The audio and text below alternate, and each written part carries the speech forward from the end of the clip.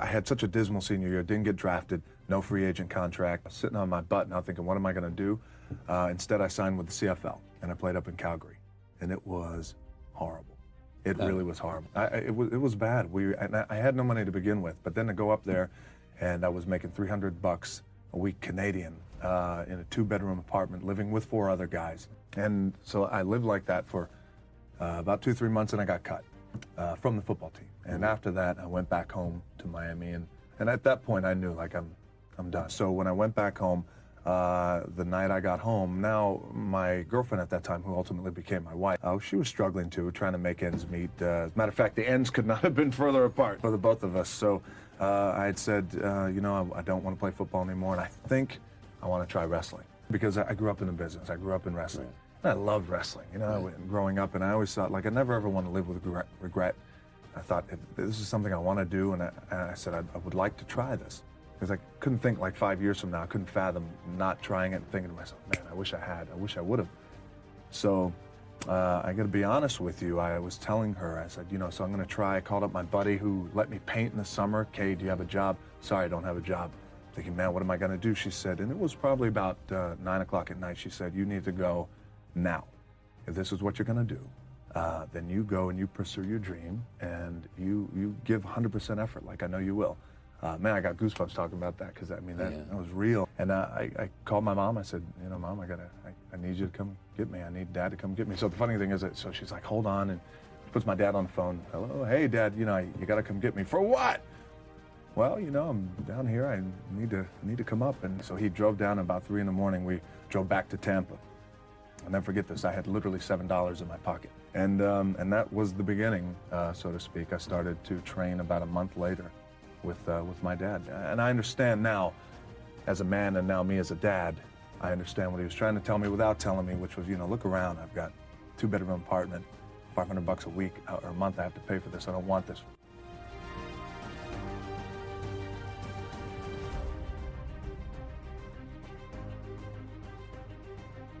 Look, at the end of the day, like, again, it's the kind of stuff that I talked about at top, is I have to hold on to my dad in his pickup truck, came down 4 o'clock in the morning, picked me up in Miami from Tampa. We lived in a little shitty apartment in Tampa. He drove down in his little pickup truck to Miami to get me when I was cut from the CFL.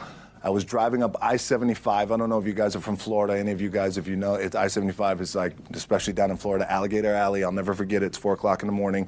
And I thought, well, fuck. I leave home like you guys left home. I'm ready to tackle the world, to get after it, achieve my dreams and goals. Fucking crushed by 22, 23 years old. Now I got to move back in with my mom and dad. I played on great teams, though. Wait a second. This is not supposed to be my future. I'm supposed to be in the NFL right now. I'm supposed to be making a lot of coin and buying my parents shit, buying me shit, taking care of my wife, but it never happened. So I pulled out my wallet. I thought, well, let me see how much money I have. I opened it up. I had a 5, a 1, and change. I'm not fucking around, and well, at least I rounded up to $7. But I thought, God, ain't this a bitch? I got $7 in my pocket. Where the fuck do I go now? What do I do? I can't go back to CFL, because you know, the point comes where you hear that voice, the big run's over. Like, you're done, right? So I heard that voice. So as Coach was saying, man, I hold on to that shit. I'm telling you, my back is up against this motherfucker. We laugh, we joke, we have a good time. Press is always fun to do. Sometimes you got to make it fun. That's another thing. You got to do your best to make press fun if you can. But my back is still up against this motherfucker. I do not forget it. So Coach was saying, like, you're going to go in through challenging times as a team. You guys are on the come up. You're on the rise. What this also helps me do, and again, it works for me, is at some point, you got to be fucking tired of not being number one. You have to be, and you got to fucking play angry, and I play angry. Now, I'm cool and calm with my approach, and when I step out on my field, which is a set, or, you know, like, there's some, and you're always going to have haters, and haters are like, well, God damn, man, how many movies are you going to make, or how much shit are you going to do? Like, you do a lot of shit. I say, yes, because my ambition.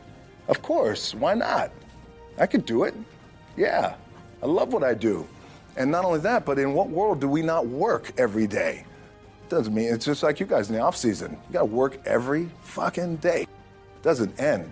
My back is up against this thing, you know, and I started to play angry, by the way, and I still play angry. My last match, Brock Lesnar, transitioned, and I realized if I had to be great at something, I wanted to be great in this world of Hollywood and movie making and producing and entertainment. I had to commit, and like you guys have to commit. Obviously, you commit to something, commit to the goal. So I quietly retired. 2 years later, I thought, what the fuck did I do with my career? Because my movies were not doing well. I was written off. I was like, it was around 2006, 2007. I was like, God damn. I left, I pulled a Jim Brown.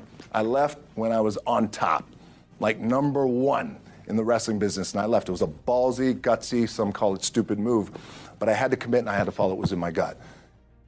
And at that time, I'll share this with you guys, and Will Smith is my boy, and I sat down at that time with the agency I was with, and they said, what do you want to accomplish?